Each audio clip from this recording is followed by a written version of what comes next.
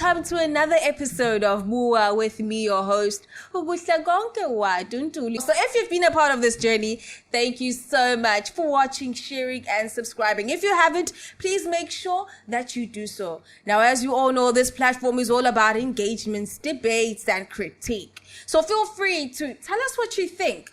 Now, on this episode, we have our in-house guest, Molaodi wa Sekake, who is the author of the infamous book titled Meditations from the Gutter, Short Stories and Essays. Now, this guy is an author, an activist, and more than anything, an agent of change. Molaodi wa Sekake, welcome to Bua. Hello, Watu. Thank you very much. Thank you for coming on the show once again. Molaodi wa Sekake, we're loving the stories. The people are engaging, people are commenting, and some are critiquing. We're enjoying this interaction. What is your take thus far? Before we get into the story. Yeah, no, I mean, it's quite encouraging. And it really gives me hope, Watu, I must say. Because I think a very interesting criticism is that we people were still enjoying the text, and we could have expanded more and included more stories and all those things, you know. But it goes beyond the text. If people are interested, if people are finding it kind of psychologically emancipatory, I mean, it makes all of us happy and it gives us hope. And it shows that we really can make time for what we consider important. So I'm quite happy. No, definitely. I think some people actually enjoying the fact that the stories are straight to the point, heavy loaded with so much insight, and but it's so easy to read and relatable. So, are these fiction or non-fiction? These are some of the questions that have been arising. Tell us what's going through. You know, the fisherman, the businessman. Who are these people? Are they real or not real? They are real, in actual fact. You know, in my writing, I consciously, deliberately, and devastatingly blurred the distinction between fiction and non-fiction. Okay. To me, it doesn't work, you know. And also, as you may know, in writing, you have a right to develop what is known as allegorical critique, where you use, you know, allegories, where you make analogies, where you make all those things to hammer the point home. And that is part of creative writing.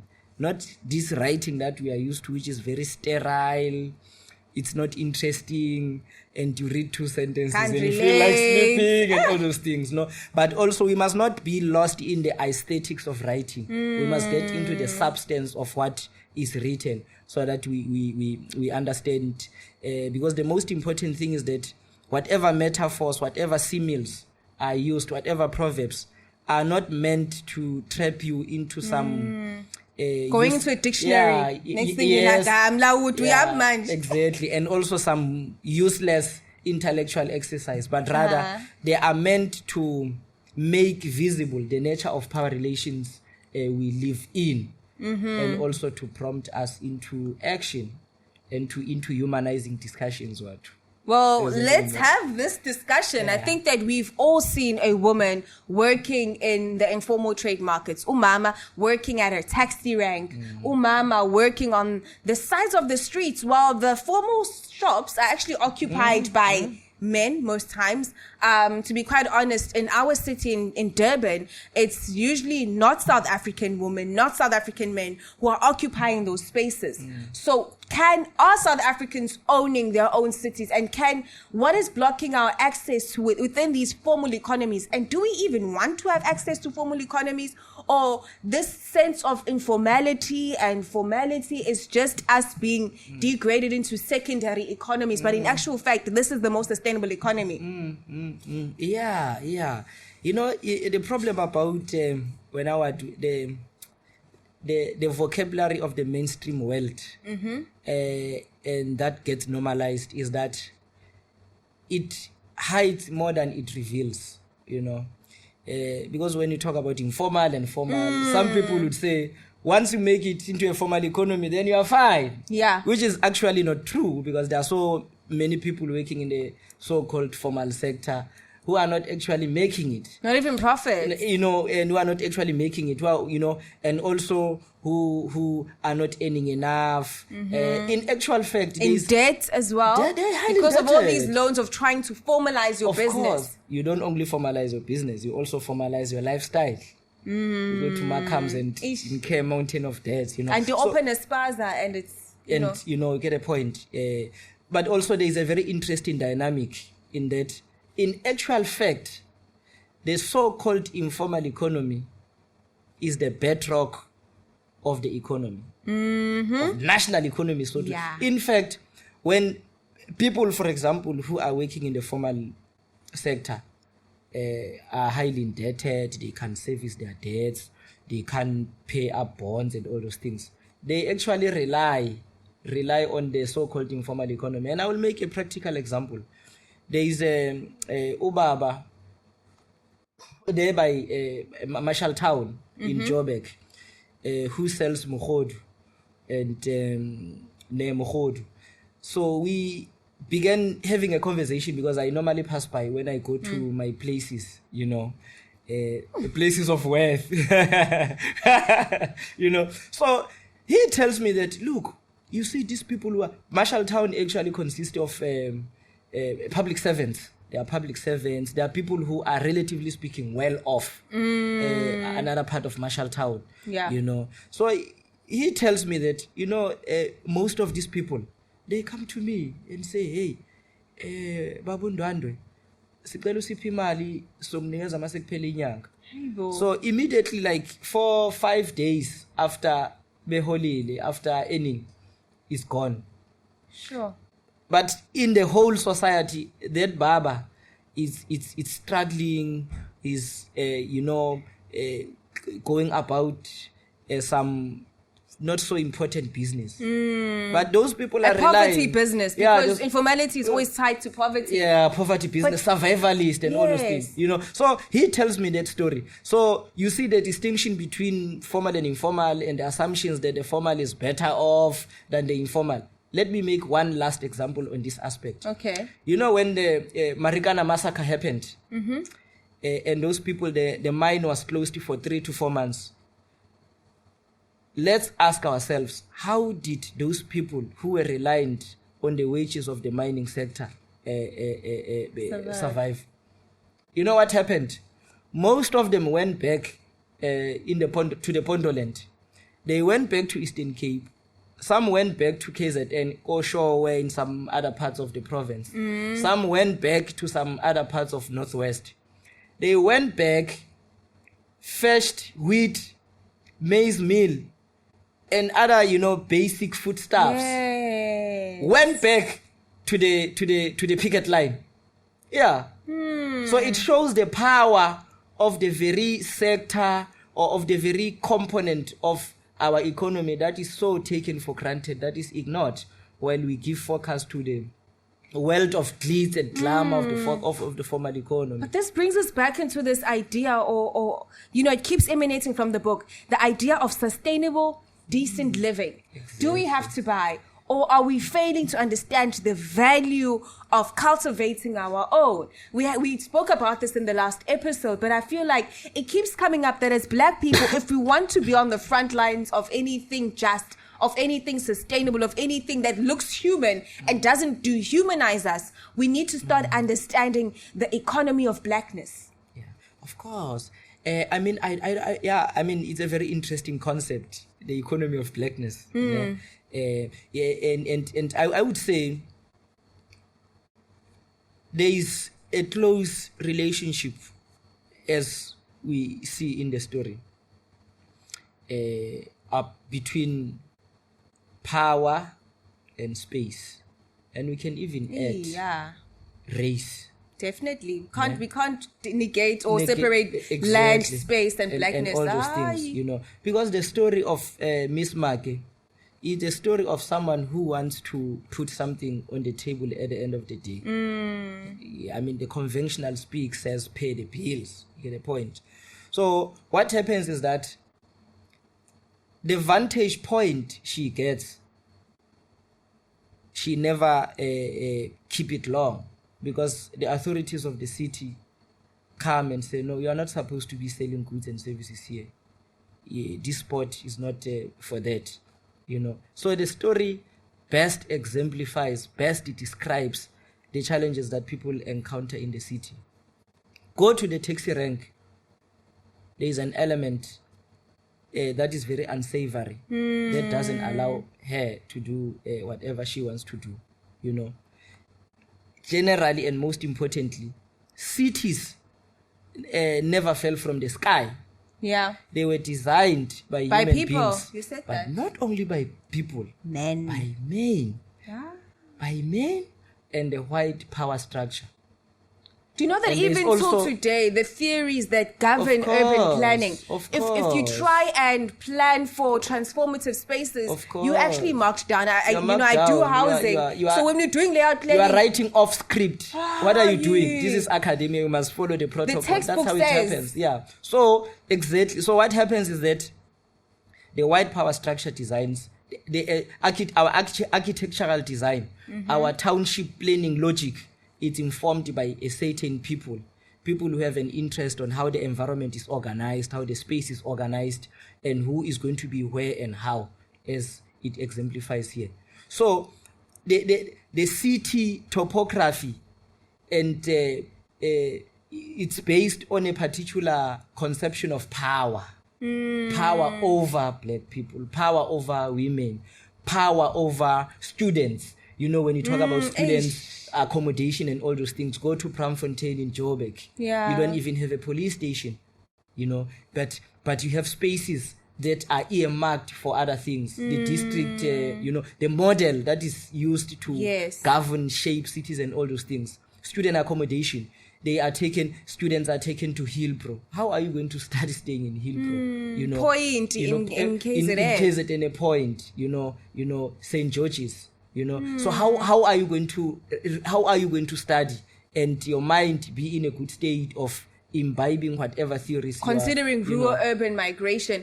But another thing that I think that we overlook, as someone who just enjoys walking around town because they sell traditional fabrics and all of that, the one thing I understood and started seeing is that they don't have taps. If we're looking at what life means for anyone who's doing a business, you look for a tap. Go look for a tap right now. You have to buy water. Something that is a basic necessity of just surviving. Exactly. You have to buy water. But you do find these little tunnels for men to go and urinate. You don't find a decent toilet suitable for a woman. Of course. But let's go into this dynamic. I just want to expand. I just want to expand a bit there, just to add, because you're saying something very important.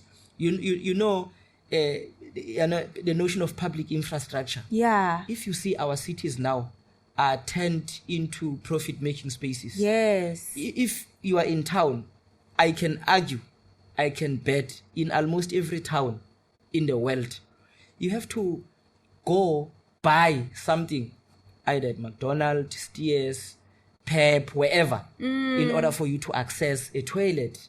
Yes. Yeah? You have to, there's no public infrastructure for people to sit. So it's consumerist oriented, So you don't find spaces where you can rest, you can buy and rest. So it simply says, hey, come here, buy and go wherever you come from. And on those benches, because there are a few benches, it's just like 5 benches and there are birds there. It's not safe. The toilets are not hygienic. Exactly. But let's look at the way the policemen.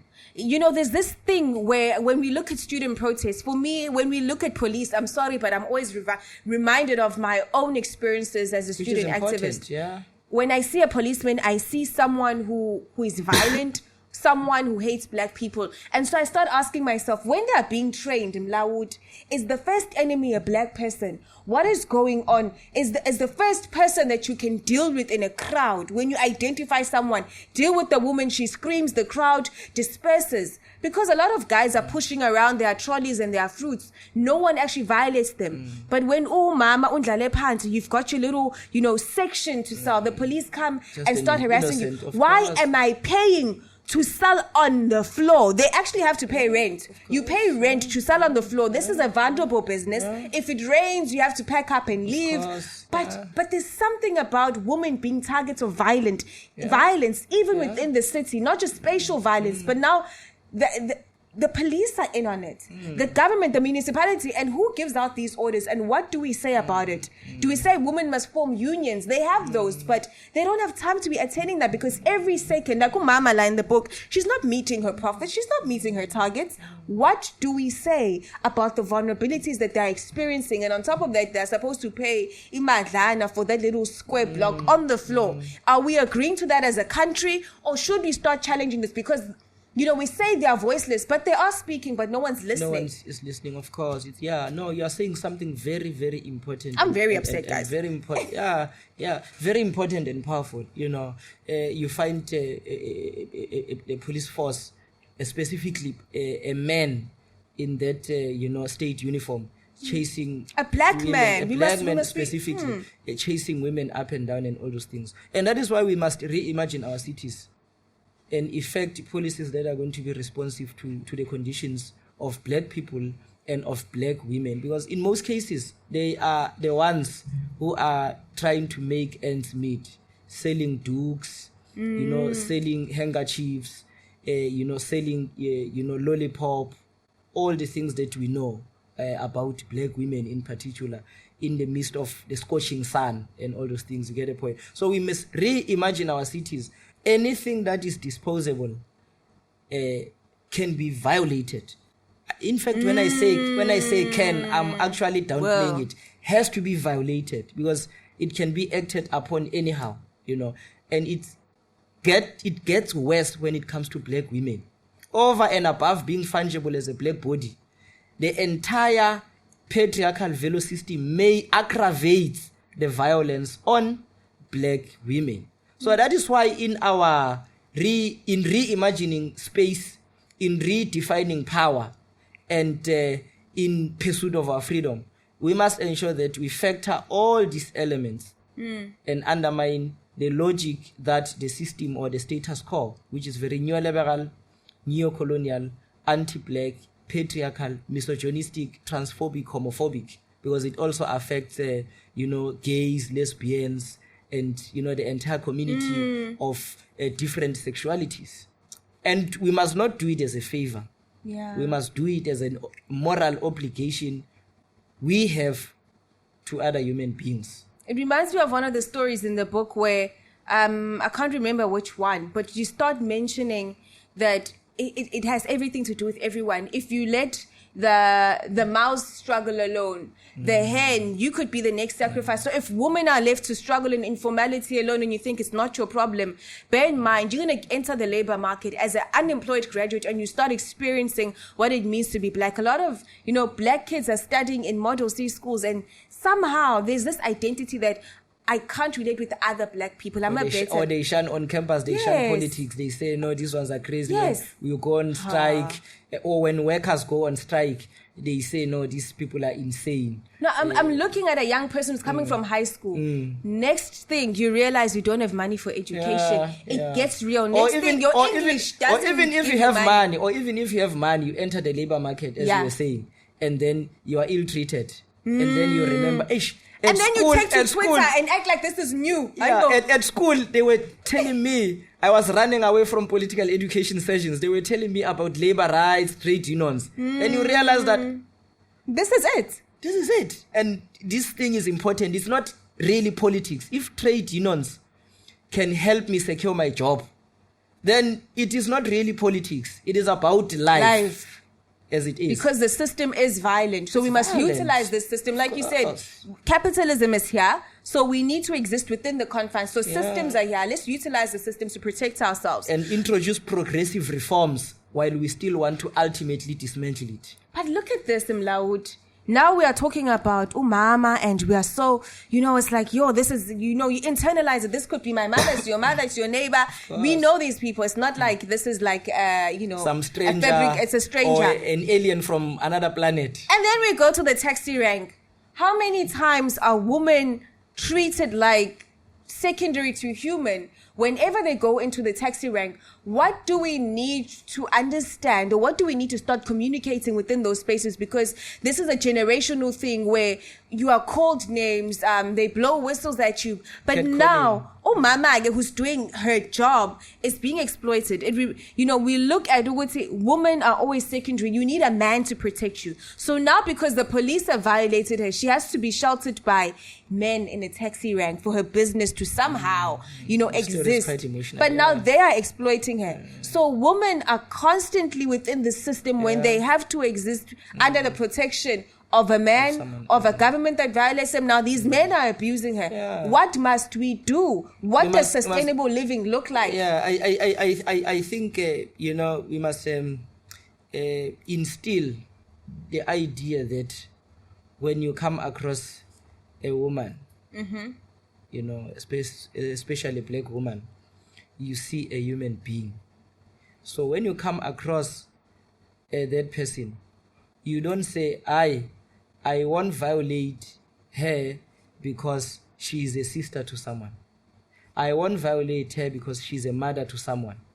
I won't violate her because she's an aunt to someone I know. No, it shouldn't be like that. And rather, we should build a value system that I will not violate another human being. Why should you not be violated? Why should I link me not violating you simply because I know you are a brother to Vumani, to Lungani, and then when the brother is not there, you are now vulnerable. And then you are vulnerable. And look, the other example is that, this thing of catcalling. Perhaps we have been communicating with my girlfriend that, okay, wait for me at a particular point in town. Upon my arrival, she's with another man. Or another man is trying to, to propose or whatever. And then when I arrive, that man apologizes to me. He says, sorry, Molaodi, I didn't know it's your boyfriend and all those things. At that point, that black woman is erased. Because the apology is not given to that person who is offended. Who is offended and who is violated, by the way. The apology is given by one man to another man. It's very weird. But it's not only weird, it's quite toxic and it's violent. So, in short, hence the intention of the text, we need to reimagine our lives. We need to reimagine our society, including spaces we live in, we work in. We need to reimagine and redefine the value system. Molaodi, are you having these conversations with men? Because you exist within a political space which is unsafe for a lot of women. A lot of women have painful stories to tell about the experiences that they, go through when they are surrounded by men. But they exist within that at work, whatever it is. Women are constantly, violated emotionally. I'm not even just getting to physical because, that's another one. It's another level. But just the words that we have to experience. Are you an active participant of transforming the conversations you have with men alone? Because I don't want this show to just be about let us change the system. But as someone who's written the book, what type of conversations and how do men initiate the conversation within their spaces? No, we have not done much. We must be honest, especially as in the black community. We have not done much. And it goes back to what you spoke about, accountability. We can't speak about freedom and live accountability. If we want this freedom, then are we willing to account for the things that we are doing? And if we are really committed to a just world, are we prepared to account for some of the shitty stuff we do, to unlearn certain things that we do so that we build a society that is safe for everyone else, So if I did not care, I could not have expressed certain things in the book. And if I was not willing to be part of any conversations, I was not going to say certain things because I fear or some of my friends are going to say, this one is just, talking nonsense. No. Yes.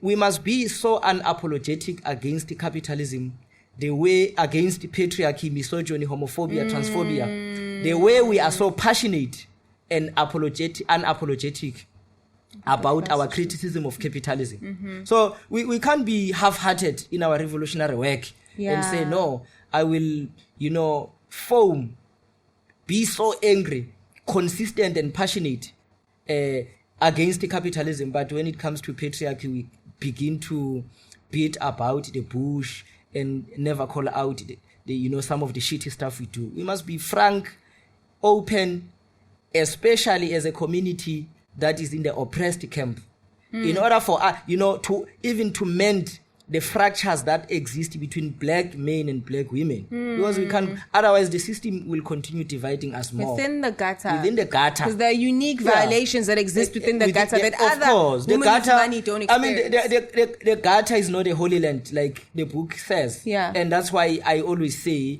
let's not romanticize the gutter. It's violent, and we need not sustain it. We need to destroy the gutter, but have in our mind the imagination of the kind of society we need to live in, and that we are prepared to practically bring into space. Talking about men, the next story that we are getting into is the fisherman and the businessman. These are two men who hold two different principles about how we should live and why we should live, really. And these are, things that people discuss in theory and in practice. Is it fair to actually say that want less because we value happiness, realizing that you still have to go into a shop? It sounds like a very utopian story to me. I still have to go buy rice. I might not buy fish, but what is the spice I'm going to use? Yeah. So tell us more about that story. Yeah. A fisherman and a businessman. Yes. Simple. Here there are two economic value systems which are clashing. Yeah. The fisherman, I mean, his routine is that I go out of my house, I go fishing, bring back fish, we prepare food, we eat, I sit under the tree. And that's life. And I also have time to meet my friends. We talk about anything under the sun. But he's approached by a businessman, says, hey, you are actually wasting your time. Why can't you wake up early? Zaka. Why can't you wake up early? Go fish. Instead of eating this fish, you sell it. And with that money, the proceeds, you build headquarters where you are going to have rooms to store this fish, to sell it, expand and become some big company that specializes in fish.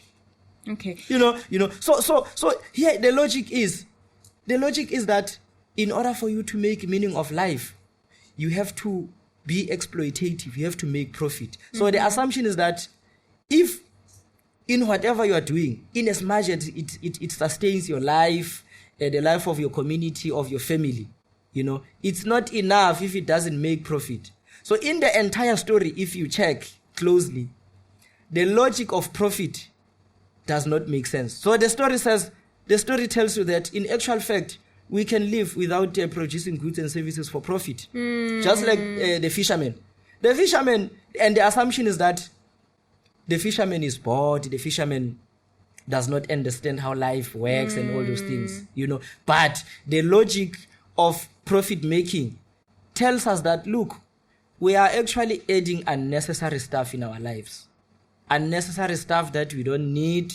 We can live our lives, have time for ourselves, for our family, and live proper lives and continue living. Enjoy fishing, enjoy doing the rest of other stuff. But do you not think that we are a system, we are a product of our educational system? In each and every instance, when you go to school, you're told what career you're getting into, what are you going to be. No one ever says, I'm going to be happy. No one ever says, I'm going to... humanitarian things look very crazy. Of course. And so everything and that you are learning, and unreasonable. If you want to be an artist, it's like, at least manje we are seeing artists. Uzofaka endlini. What is this? But when you are busy writing and you are busy creating music, but before you make money, you are useless to society. What is it about the education system that needs to be transformed? Or should we get rid of the education system in its totality? Because I do think that as adults, we get fed a lot of our information and our value systems where we spend the most time, and that's at school. At school, yeah. And that is what we need to do. We need to challenge certain things. We need to challenge a particular understanding that is fostered by our education. For example, Why should, I mean, I always hear the so-called leaders saying, no, this course is not good for industry. We must produce students who are good for industry. That's bullshit. We must produce people who are fit to live proper lives. People who are going to add value. So we must still do philosophy and history and but we need money. No, because you know what happened? What is happening now?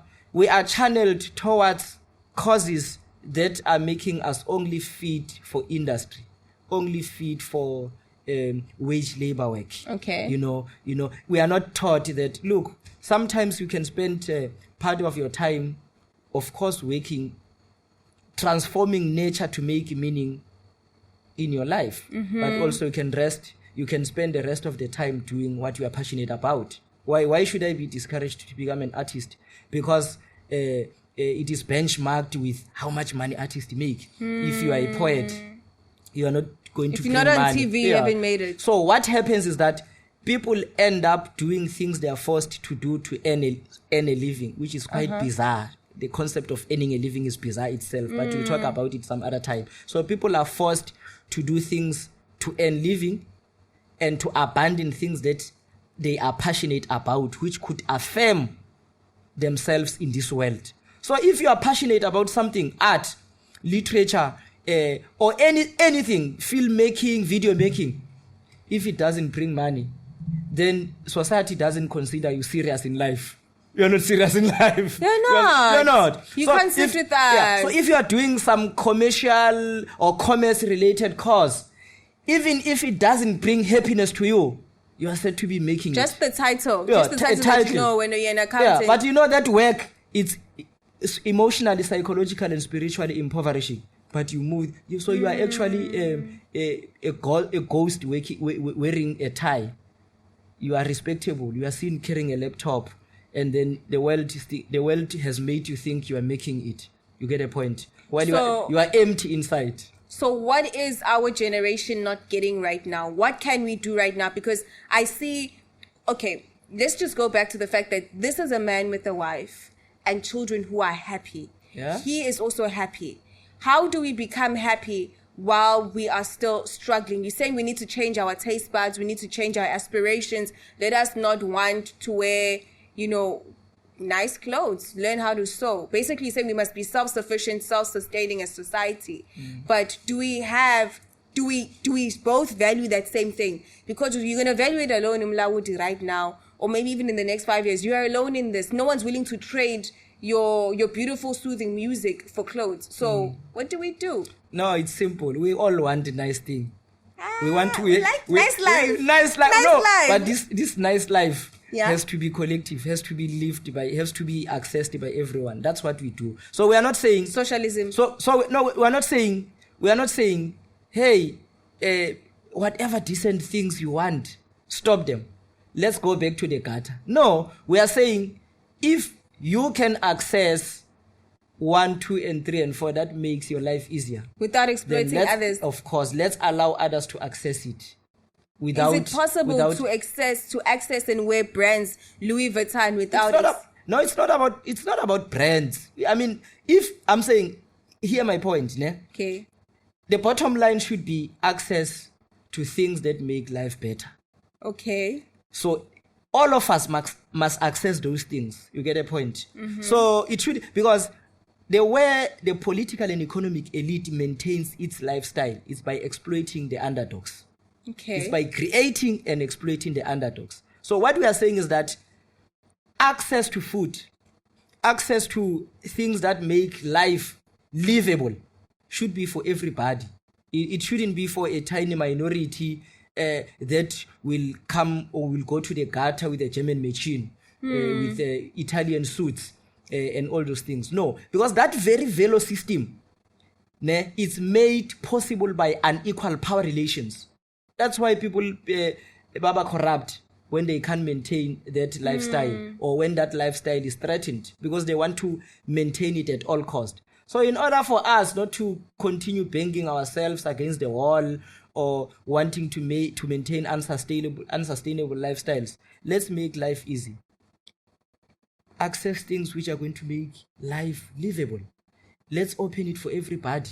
Let's avoid things which are unnecessary, which are going to create animosities and hostilities in communities.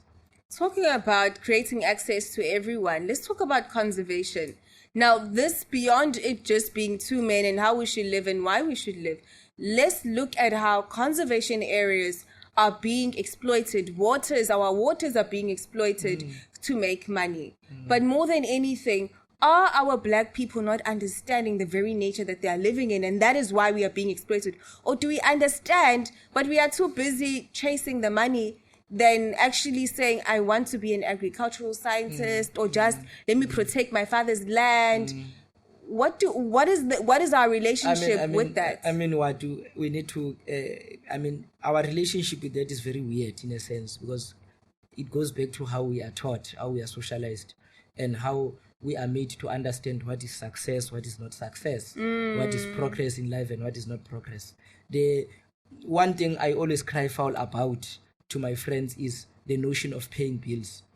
That no, we need to pay bills.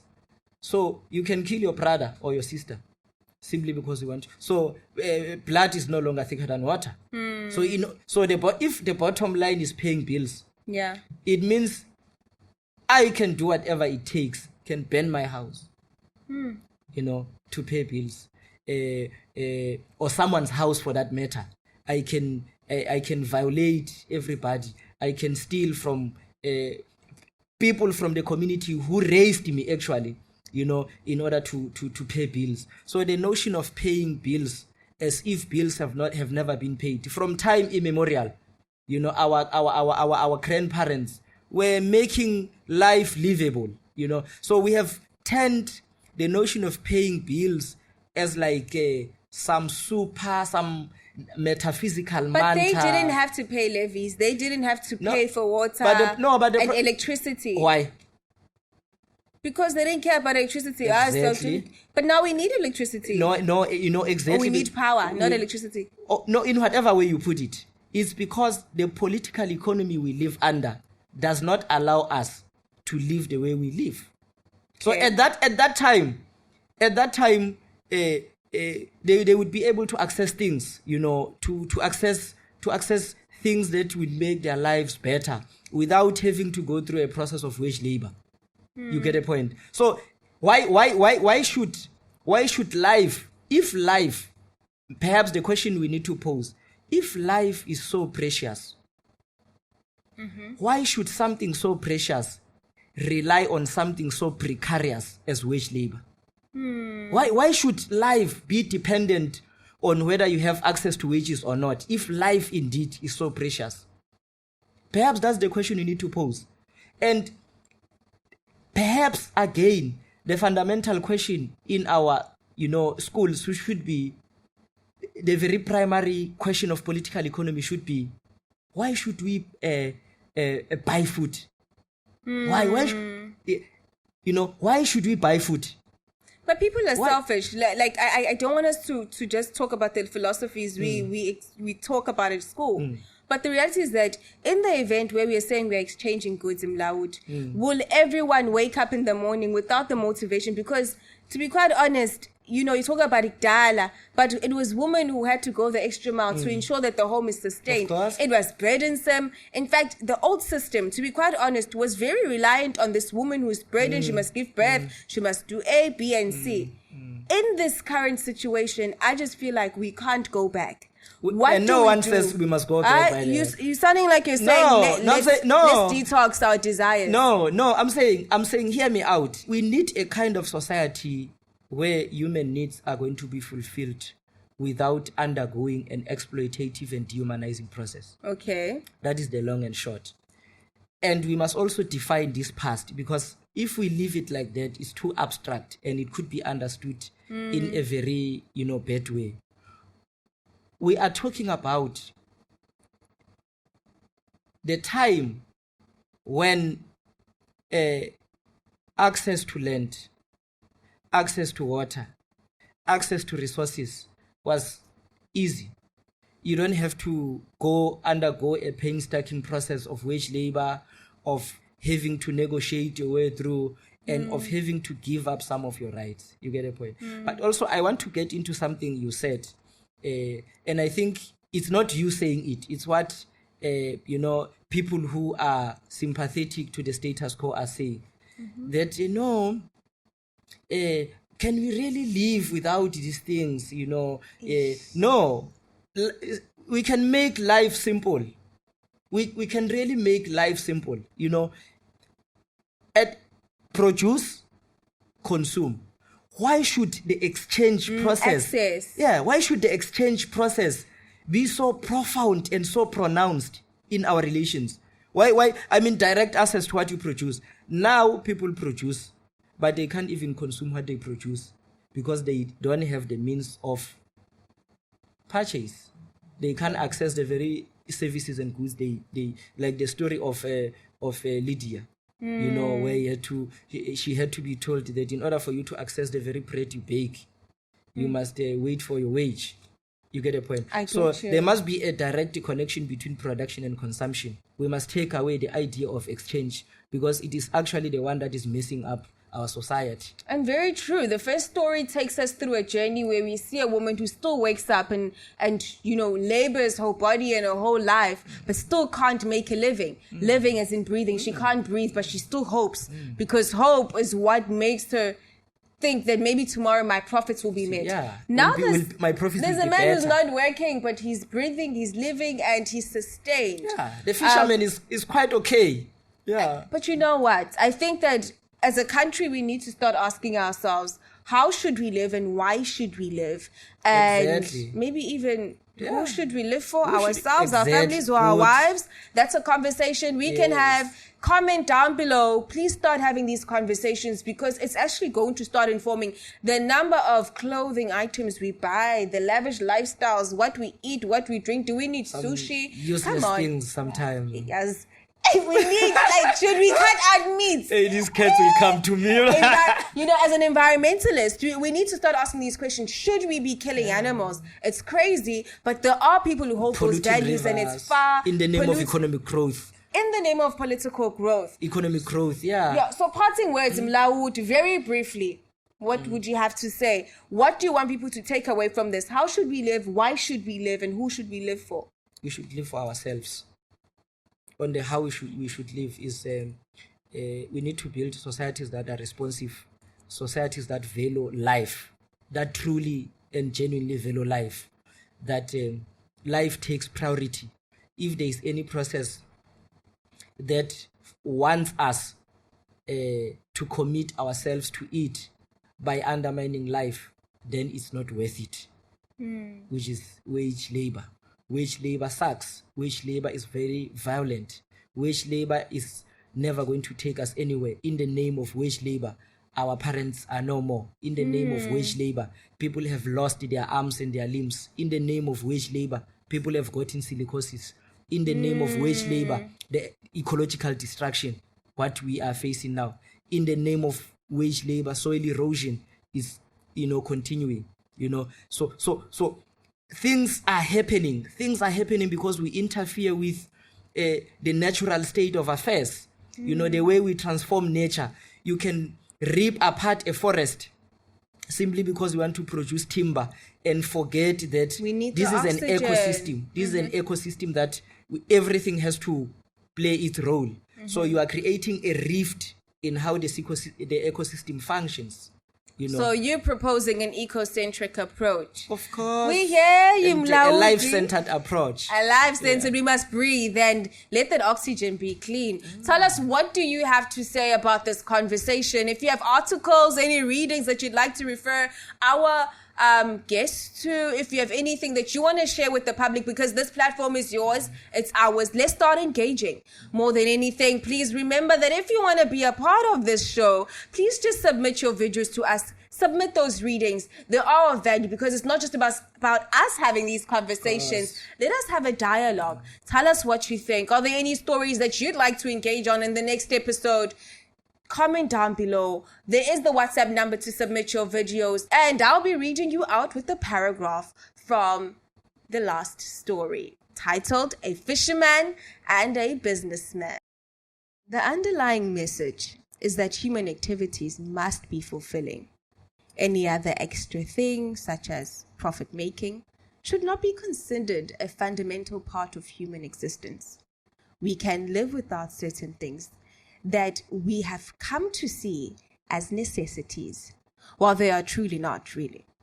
Western modernity power structures such as capitalism create these unnecessary extras of life, turning them into some kind of necessary while they're not. They are rather the very basis of our miserable lives.